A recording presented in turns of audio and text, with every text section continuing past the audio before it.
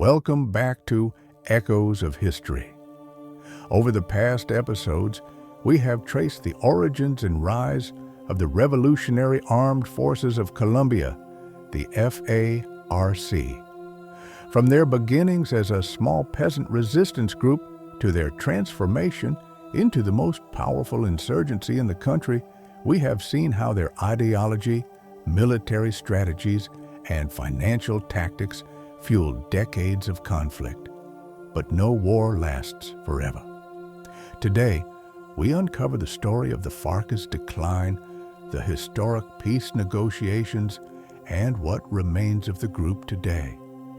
For decades, the FARC thrived in the jungles and mountains of Colombia, controlling vast territories and challenging the government's authority.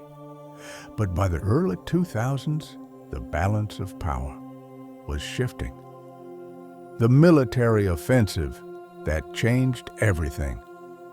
By the late 1990s, the FARC had reached the peak of its power, commanding nearly 20,000 fighters and carrying out high-profile kidnappings, bombings, and military operations. They had even established a demilitarized zone during failed peace talks with the government. However, their growing influence had also united their enemies like never before. In 2002, President Álvaro Uribe took office with a single mission: to destroy the FARC. Backed by the United States under Plan Colombia, his government launched an unprecedented military offensive against the guerrilla group. With advanced intelligence operations, increased aerial bombings, and elite counterinsurgency forces, the Colombian military began targeting FARC strongholds. The once untouchable guerrilla leaders now found themselves under constant attack. The death of key leaders, the FARC suffered a series of devastating losses.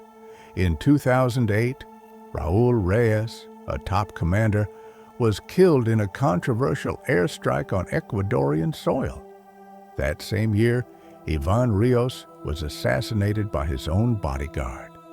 Later, in 2010, the legendary leader Mono Jojoy was killed in another military operation.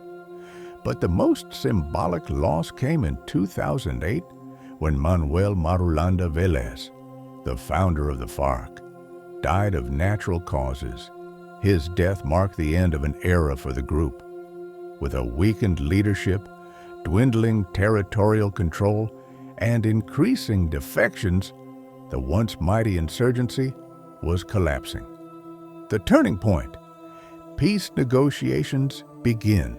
By 2012, it was clear that the FARC could no longer win the war. The Colombian government, under President Juan Manuel Santos, saw an opportunity to negotiate a lasting peace.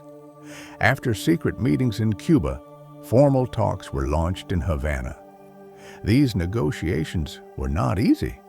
The wounds of the conflict were deep, and many Colombians were skeptical about granting political participation to former guerrilla fighters.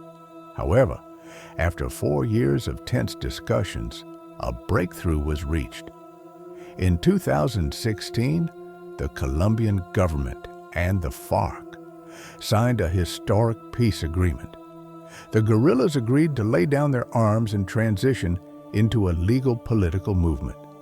In return, they were given representation in Congress and reintegration programs for former combatants. From guerrillas to politicians, the legacy of the FARC.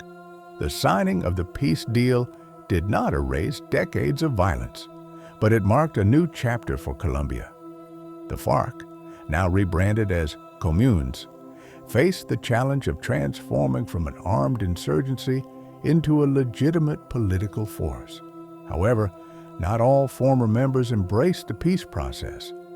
Some dissident factions rejected the agreement and returned to armed struggle, forming new criminal groups. Meanwhile, violence against demobilized guerrillas and social leaders continued, showing that the scars of war do not heal overnight. final reflections. Was it worth it? The FARC's story is one of revolution, war, and reinvention. They began as a small peasant resistance, became the most powerful insurgency in the region, and ended as a fragmented political entity. Their struggle for land reform and social justice became overshadowed by decades of war, kidnappings, and drug trafficking. Colombia continues to grapple with the consequences of this conflict. While the peace agreement was a step forward, true peace remains a work in progress. And so, the question remains, was the war worth it? Did the FARC achieve the justice they sought? Or did they become another force of destruction in Colombia's history? In the end, history will judge. Thank you for joining us on this journey through one of Latin America's most complex and enduring conflicts. If you found this series insightful, subscribe and stay tuned for more deep dives into the stories that shaped our world. Until next time.